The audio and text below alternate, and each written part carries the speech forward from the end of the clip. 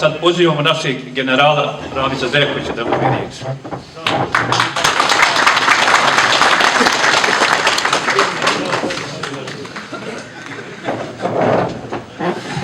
Poštovani borci, dragi prijatelji, uvaženi saborci, ne znam kako bijaše ona narodna gdje čeljad nisu jesna, nije kuća ti jesna. Prema tome ja vidim da nas ima ovdje podobar broj, ali je vrlo bitno da nam nije tijesno, bez obzira na broj koliko nas večeras ovdje ima. Ja prije svega želim da vas poselam i pozdravim. Želim da poselam i pozdravim sve pripadnike 505.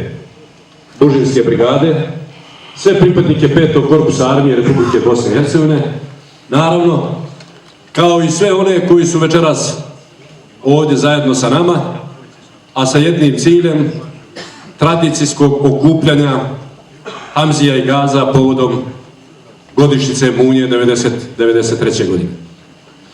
Ja želim da kažem nekoliko riječi. Ja sam počašćen time da sam bio u prilici biti sudionik i učestvovati u formiranju 105. a kasnije 505. Bužinske brigade.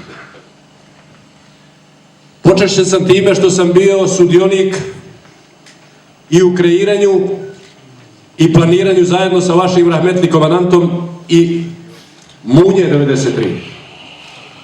I moram da kažem sljedeće, i siguran sam da se trebaju s time složiti svi pripadnici 5. korpusa naše armije, da je to bila svojevrsna prekretnica u moralu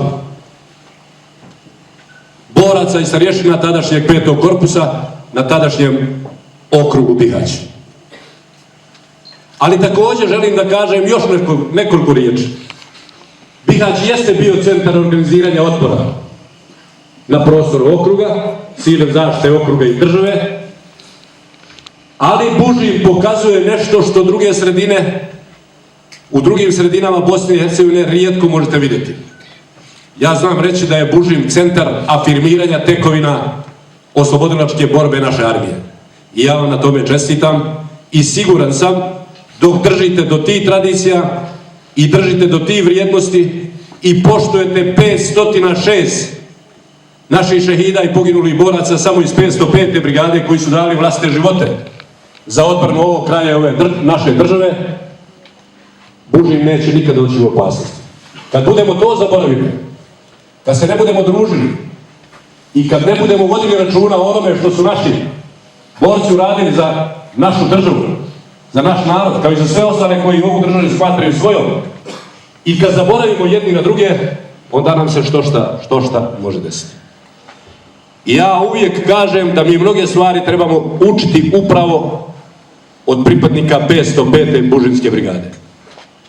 Veličanstveno je doći na godišnjicu brigade 505. Bužinske brigade i vidjeti po 20.000 ljudi koji dođu da obilježe te dane, koji traju 15 dana.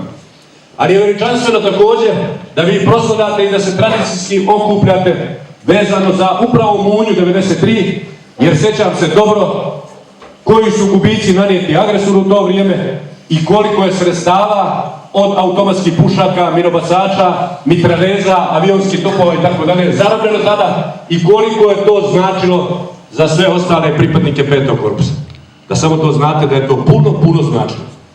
I da je to bila svojevrsna prekretnica u moralnom smislu u to vrijeme za odbranu ovog kraja i odbranu nam države na ovim prostorima.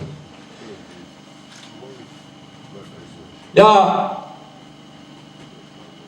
samo želim da kažem da se ponosim time da kad sam došao ovdje na prostor općine Bužim i kada smo sjeli u onoj školi, ne znam da li tamo ima tabla, da li je to obilježeno, ali ako nema, mislim da na toj zgradi treba stajati datum, vrijeme kada je formirana 105. Bužinska brigada u toj školi, na način onako kako je to osmišljeno od strane grupe ljudi na čelu sa komandantom tada Rahmetli Manićem i onima koji su kreirali i vizionirali sve ono što treba napraviti kad se tiče 505. odnosno tada u to vrijeme 105. Bužinske brigade. Pitanje je da li bi bila općina Bužin općina, a da nije bilo 105. odnosno 505. Prije bi zaključio da ne bi, nek da bi, ali svakako ta težnja i naroda ovog kraja, a prije svega 505. i njenih pripadnika, obnovila je općinu i ja sam siguran da će iz godine u godinu općina Bužin imati sve veći i bolji prosperitet i da će moći zadovoljiti potrebe građana, a drago mi je da je večeras ovdje sa nama naš načelnik, jer ipak to govori, kako da kažem, o jednom jedinstvu. I moram i ovo da kažem da po prvi put sam vidio večeras, što me posebno ganulo i dirnulo, a smatram to pozitivnim, da sam vidio predstavnike boračkih populacija zajedno sa načelnikom općine da sjede i da nemaju nikakvih međusobnih mimoilaženja. I da imaju jedan te isti cilj, a to je upravo što bolji razvoj općine Bužin i što bolji, kako da kažem, što bolje stvaranje klime za njene građane, naravno uključujući za pripadnike 505. Bužinske brigade i sve one koji više nema među nama živima, a ostale su njihove familije, njihova djeca i tako dalje. Mi smo večeras napravili jedan gest koji smatram normalnim i ja to činim kad god dođem u Bužin. Zajedno sa načelnikom i zajedno sa svim boračkim organizacijama, predstavnicima boračkih organizacija, obišli smo majku rahmetli Izzeta Nanića, time da možemo obići sve majke, obišli bi sve njih, ali vas zadužujem da vi svi obiđete sve naše majke, 506 koliko ima, koliko su dali svoje sinove i nijedna ne smije i ne treba biti ucvijeljena i da bude sama, a da ne bude obiđena. Prema tome, pokažite tu veličinu i nemojte dozvoliti da nam nikad gladan borac ostane da nema šta da jede. To se ne smije dešavati. Prema tome, okrenut se moramo više ka borcima, praviti, sabijati te redove, baštiniti naše tradicije, čuvati našu općinu Bužiju, čuvati naš Unsko-sanski kanton i naravno čuvati našu jedinu domovinu Bosnu i Hercegovinu. Ja sam počastvovan što sam večeras na ovo tradicijsko druženje i kad god mogu, ja ću se odazvati, jer to ste zaslužili vi.